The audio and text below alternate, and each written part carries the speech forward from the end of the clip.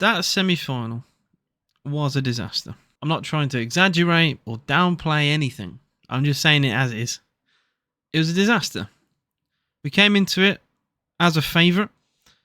I would say that, even though our record against Palace hasn't been great, we have a far better squad than them. We're higher in the league than them. And we got to a Champions League quarter-final. We had a good season. Then why was that so bad? We have a lot to get into. First of all, I don't think we set up in the way we should have. In the past, when we play against teams who have a target man, we've often played Tyrone Mings. I mean, I remember Erling Haaland at Villa Park a couple of years ago. Tyrone Mings kept on him all game, and it was the quietest he'd been for months. I know Tyrone Mings has had injury issues, but I felt it was an obvious selection. I thought he was incredible against Newcastle. And I know it's not been perfect for him, being out for so long, but since he's been back, I think he's been exceptional at Aston Villa. And I thought, to me, it was obvious that he was going to play, but Unai Emery opted with his trusty centre-half he brought in from Villarreal and Pau Torres. I think this was the first mistake for many reasons. Torres is an incredible passer of a ball, and I think it's one of his best attributes. He's quite tall, not the stockiest, but he does have a bit of a presence at the back, but his mistake led to their first goal. Now, in football, they'll often teach defenders to kick it out of play. If in doubt, kick it out. You've heard the phrase. And there was an opportunity where he had the ball under pressure by Ismail Assar. He could have put it out of play. It wouldn't have been perfect. He would have gave them a throw-in, but it would have been less risky as we had many players forward. At the time, it was just Pau Torres and Konza next to him. And if he did that, then I don't think we can see the goal we do. Because he gives it away, he lashes it into Sarr. Sarr cuts it back. Don't get me wrong, we still had plenty of time to recover it. I think Kamara could have blocked the passing lane. And I think Asensio could have dropped back into position. It was just a bit, I think it was just a bit chaotic at the back for Villa because we gave the ball away in such a bad area. Eze's finish is decent. It's not in the top corner, but I'm not going to blame Martinez for that. He bends it around Cash. And once again, it's been a problem all season. Villa cause our own problems. It's been a constant theme. I think for any Villa fan, you'll also agree with that. How we seem to be the fault for our own downfall half the time. In fact, in all 3 goals we conceded at Wembley, all came from Aston Villa mistakes. Let's take the second goal. Tielemans caught in possession. Poor ball from Rodgers. Tielemans took a touch but then got immediately closed down by Adam Wharton, who's one of the best holding midfielders in the league. He's the reason why he was called up for England, to be fair. And he had a very good game. Him and Kamada for Palace, very, very good on the day. He gets closed down, and Ismail Assar, his run of form against Aston Villa is ridiculous. Look at his goal record against Aston Villa. He seriously has some kind of vendetta against us. It's a precise finish, edge of the box. No one closes him down. Pau Torres backs off. I think Tyrone Mings would have had a proactive response to Ismail Assar. I think sometimes defenders need to take the initiative.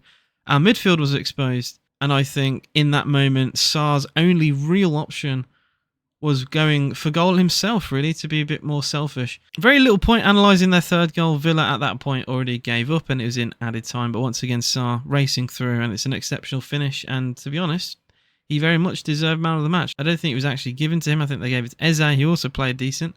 But Sarr ran Villa ragged. Let's look at other Villa problems. Matty Cash. Now, I think Cash, prior to this game, has been playing very well. But I am one of his biggest critics. I never fault Matty's work rate. I always think he puts in 100%, but I felt for many years now, he's never really been up to the standard that we need at this club. And I don't really know what really he's good at. I mean, he likes to attack, but his crosses are often poor. He, ironically, seems to be better with his weaker foot with crosses. Like, make that make any sense. And defensively, very weak. I don't think Matty Cash covered himself in much glory in that game at Wembley, going forward or defending. I thought Konza was actually quite fortunate, as I don't think he played very well. The referee had judged that Konza was fouled by Mateta as he had a goal disallowed. I thought that goal, to be honest, probably should have stood. It was a little bit soft, but in the modern game, we are seeing more and more decisions go against strikers when they deal with defenders and especially goalkeepers.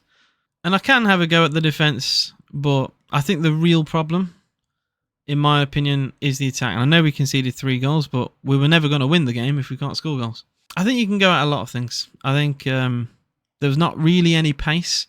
When Villa tried to play out direct, it was towards Ollie Watkins, who would drift out of position towards the left-hand side. And then, although he would keep the ball very well, and I always think Ollie does do that, there's no one in the box. We don't put players forward, and yeah, it's great playing direct, but what would it lead to? It'd lead to Ollie slowing the tempo down, laying it off to Digne, and the attack fizzles out. And that seemed to happen for most of the first half. I didn't really see much point in it. Rodgers, I don't think he's very good out wide. I think Morgan Rodgers, the best that we've seen of him is down the middle, where he can dribble, run into dangerous areas, and often create opportunities that way. Newcastle's a perfect example of that. And yet out wide, I feel like he doesn't get the ball as much. He can't be as threatening. And, you know, he didn't play very well against Man City. He didn't play well against Palace at Wembley. I would rather not sign Asensio if it means an entire season of Morgan Rodgers out wide. I think Rodgers is our best number 10. As much as Tielemans can play there and Asensio, Rodgers is the best at it for his ball carrying ability. Bottom of the line is, I think we miss Marcus Rashford. I think Rashford would have been on the end of lots of those direct passes. And with Ollie in the box, I think we would have been way more of a threat. But with Ollie having to drift wide, like I said, no legs in the attack. John McGinn's on the left-hand side. Which is why I think Leon Bailey did so well coming off the bench. We actually had an outlet with a bit of pace down the right-hand side. And I think Bailey's leaving in the summer, and I still think he was brilliant off the bench. And probably the only player who realistically turned up. The stats for me are disappointing as well. 70% possession. What did we do with it? You can have all the possession in the world. It's probably the most hated stat for me, other than XG, to be honest. What did we do with 70% of the ball? Palace were way more effective with very little of the ball. And for a side that scored 3 goals, they missed a penalty and had a goal arguably wrongfully disallowed. Could have been an absolute tonking in the end. I covered this game live, and I said it in my stream at the time as well. I felt at 1-0 at half-time, we needed to make a proactive substitution. The game, despite the fact that Mitchell slips over and probably should have made it 2-0, I said, look, we're still in this game. We're not playing very well, but all it takes is one moment. We had a couple of chances in the game. Digne had a shot that was tipped wide of the post. We had a chance of John McGinn. There was one pivotal moment in the game where I felt it should have changed. And that was right here. 53rd minute. Mateta misses a penalty in front of the Palace fans. This should have been the kick up the arse that the Villa players needed. The fans really rallied behind the players, and there was definitely an up in the atmosphere and the tempo for just a few minutes. This is, I think, Unai's biggest mistake, though, of the game. Look at what minute the substitutions came. After Sarr made it 2. Why were these substitutions not made after the penalty was saved? Why were these not made at half-time? I wanted a half-time substitution. There's no way that first half was good enough for Unai Emery, surely. But he makes them after 2. And I didn't like that. I just felt we allowed the game to get so far away from us in order to make any change. Literally, all 5 substitutions happened at the point where I felt the game was too far to come back from. And that's disappointing. Very much so. Disappointing. I actually like the Maatsen substitution. I like the Bailey substitution. That is fine by me. Why bring Malen on for 10 minutes?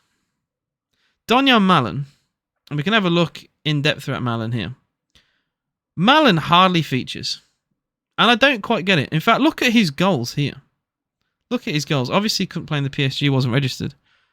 What is his reward for that? Someone genuinely tell me. His reward is 10-minute, 5-minute, 12-minute substitutions where he can't impact the game. He couldn't even get player ratings for these games because he's on the pitch for that little amount of time. Even Brighton, 3 minutes and he got a goal. If Donyell Malen is upset at his situation, I wouldn't blame him. If Malen wants to go in the summer, I wouldn't blame him. How he has not got more game time is beyond me. And again, him coming off the bench for 12 minutes, he's not going to be able to impact the game. It's that simple. You'll get those rare moments like Brighton, but they'll come few and far between.